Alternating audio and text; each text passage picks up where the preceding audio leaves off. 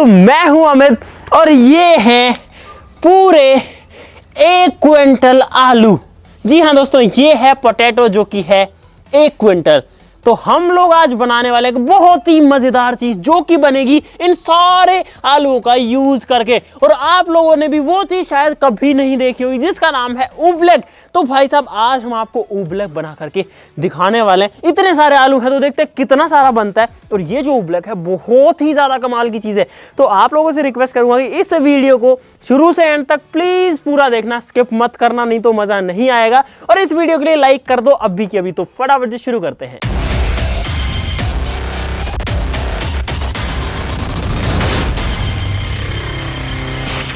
दोस्तों, ये जो प्रोसेस है ये बहुत ही मजेदार है और हम आपको स्टेप बाय स्टेप सारी चीजें दिखाएंगे। तो यहां पर ये जो आलू हैं ये आए हैं भैया सीधा खेत से। तो हमको जो है सबसे पहले तो इनको धोना पड़ेगा क्योंकि इनके ऊपर बहुत सारी मिट्टी है, तो उसको साफ करना जरूरी है।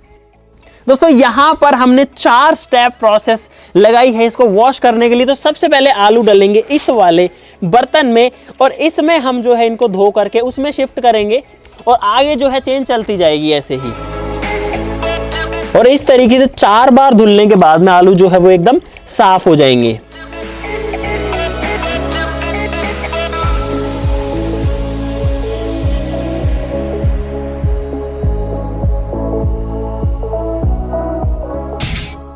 तो गाइस फाइनली 1 से 1.5 घंटे की मेहनत के बाद में यहां पर जो आलू हैं वो हमने धो लिए हैं। और यार बहुत ज्यादा टाइम लग गया। यहां पर जो है 4-5 लोग हम लगे हुए थे और हमको जो है 1-1.5 घंटा लग गया यार।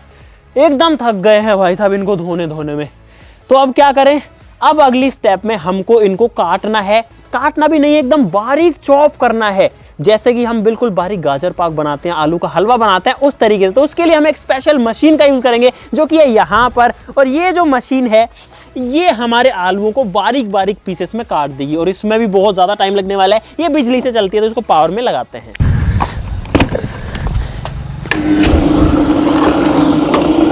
दोस्तों, यहाँ पर ये जो आलू है हमको सिंपली इसको डालना है इसमें। और यहाँ पर हम जैसे ही इसको दबाएंगे आप लोग देखो कि आलू जो है वो नीचे आ गया है इसमें, देखो। और गाइस इसमें जो है काफी सारा टाइम लगने वाला है और तेरी। लेकिन यार एक बात बताऊं, इससे ऐसे करने में मजा बहुत आ रहा है। अरे वाह। और ये जो मशीन है बहुत जल्दी आलू के छोटे छोटे टुकड़े करके दे रही है हमको। बस भर गया, दूसरा लगा दो, रुक जाओ। बस भाई रुक जा। बस।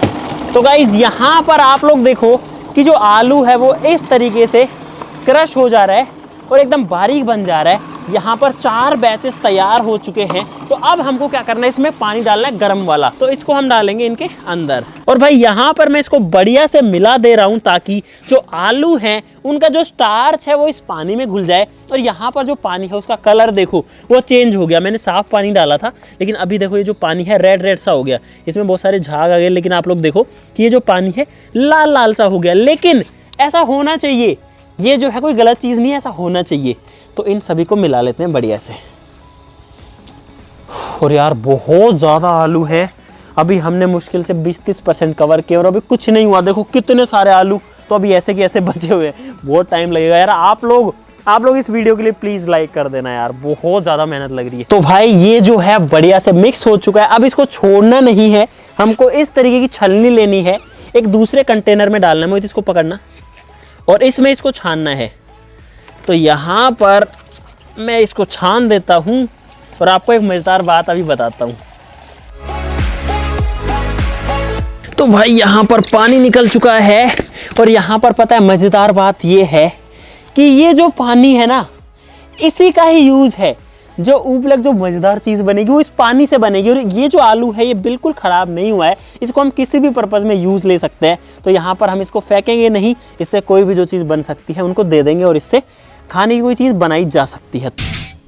एक बार के बाद में दूसरी बार फिर से पानी डाल रहे हैं। बस जो है 2 बार हम इन आलूओं को धो रहे हैं और जो बचा हुआ पानी होगा उसको फिर से इसमें डाल देंगे। तो गाइस जो फर्स्ट बैच है उसमें से हमने फाइनली पानी को निकाल लिया है और अब हमको वेट करना है लगभग 20 मिनट का और उसके बाद में देखते हैं कि क्या होता है। और यहाँ पर जो आलू हमने धो लिया उसको रख देते हैं। और अब हम जो है फिर से आलू को काटना शुरू कर सकते हैं यहाँ पर। ऑल राइट, मशीन ऑन कर भाई, और फिर से अपने काम पे लग जाते हैं।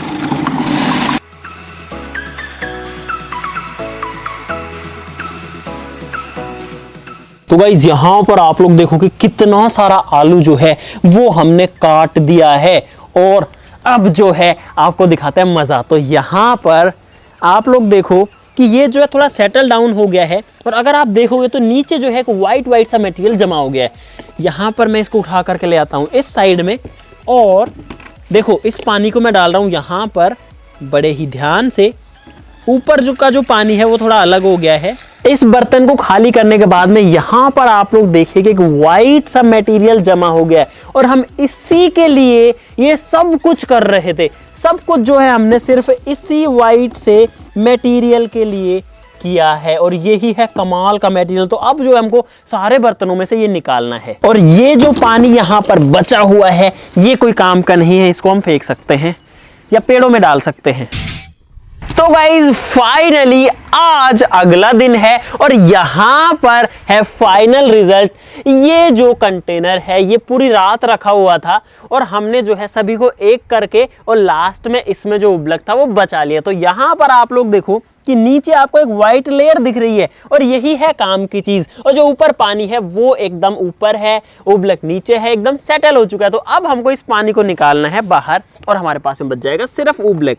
बड़े ही ध्यान से धीरे धीरे इसको निकालना है। और यहाँ पर हमारे पास में बच गया है उबलक। इसमें थोड़ा सा मैं डाल रहा हूँ पानी और अब इसको इसमें जो है मिक्स कर लेते हैं। ये जो है टाइम जरूर लेने वाला है लेकिन अब ये बढ़िया बन जाएगा। तो भाई यहाँ पर मैं इसको निकाल ले रहा हूँ इस कंटेनर में। तो गाइज यही है वो चीज जिसके पीछे हम हाथ धो के पड़े हुए थे और ये निकली है 1 क्विंटल आलू में से। तो यहाँ पर आप लोग बोलोगे कि यार ये क्या है, ये तो एक नॉर्मल सा लिक्विड है।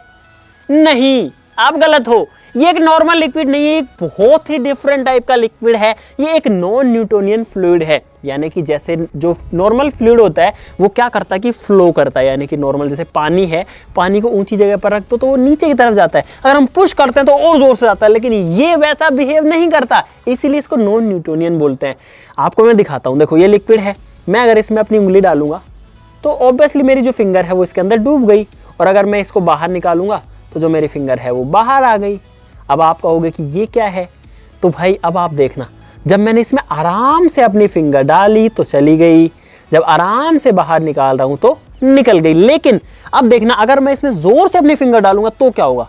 डालू, ये देखो मैंने दम लगा करके इसमें अपनी सारी फिंगर्स घुसाई, लेकिन जो उंगलियां हैं वो इसमें नहीं घुस रही।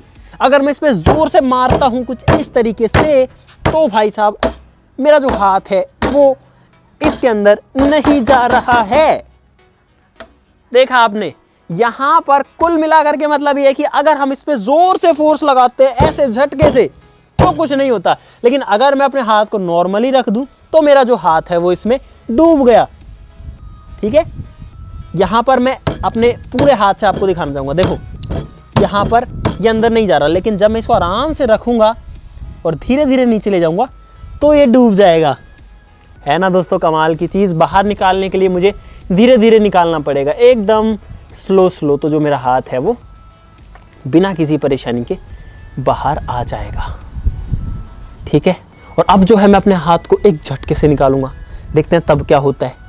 खींचू, एकदम से निकालूंगा यहाँ पर।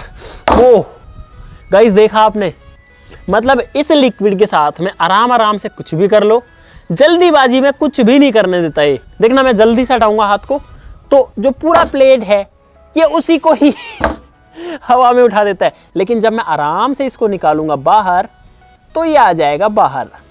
देखो मैं जैसे ही ताकत लगाता हूं ये मुझे रोक देता है। तो यहां पर मेरा जो हाथ है that is now out of this liquid. और दोस्तों यही है उबलक, यानी कि जब हम इस पे फोर्स लगाते हैं तब ये बिहेव करता है सॉलिड की तरह। वैसे लिक्विड है लेकिन सॉलिड की तरह बन जाता है, लेकिन जैसे ही हम अपनी जो फोर्स है उसको हटाते हैं तो ये वापस से लिक्विड बन जाता है। देखना, अब ये पूरा लिक्विड है, लेकिन जैसे ही मैं इसको इससे निकालूंगा, देखो ये जो है ऐसे बिहेव करता है जैसे सॉलिड का कोई टुकड़ा हो। जैसे सॉलिड को हम बाहर निकाल रहे हो, जैसे बर्फी को बाहर निकाल रहे हो ना, देखो ऐसे ये निकलता है। लेकिन जैसे ही मैं इसको छोड़ूंगा ये जो है वापस से इसमें मिल जाएगा। और सेम ऐसा ही होगा अगर मैं इसको अपने हाथ में ले लूँ तो भी। देखो मैं इसको अपने हाथ में लिया, अभी ये सॉलिड है, जब तक मैं इसको दबाता रहूँगा देखो ये पूरा सॉलिड रहेगा, ठीक है। ये एक बॉल है कुछ इस तरीके की। लेकिन जैसे ही मैं इसको अपने हाथ में छोड़ दूंगा ये पिघल गया, मेल्ट हो गया। और आप लोग देखो ओ भाई साहब, ये जो है यहाँ पर बहुत ही डिफरेंट तरीके से बिहेव करता है। जैसे ही मैं ऐसे करता हूँ देखो टूट जाता है, लेकिन जैसे मैं ढीला छोड़ता हूँ वापस से बह जाता है। तो भाई अगर मैं इसको टेबल पर निकालूं तो आप लोगों को देखो बढ़िया से ये दिख पाएगा कि क्या हो रहा है। देखो ये किस तरीके से नीचे आ रहा है। अगर मैं थोड़ा सा इसको पुश करता हूं तो ये रुक जाएगा, लेकिन अगर कहीं पर जगह बनाऊंगा तो देखो यहाँ पर वापस से ये बहने लग जाएगा। और अब ये जो है पूरे टेबल पर फैले जा रहा है। तो गाइज यहाँ पर आप लोग देखो कि जब मैं इसको कुछ इस तरीके से हटाता हूं तो ये सॉलिड की तरह हटता है। देखो देखो देखो, लेकिन जैसे ही छोड़ता हूं ये वापस से बहने लग जाता है।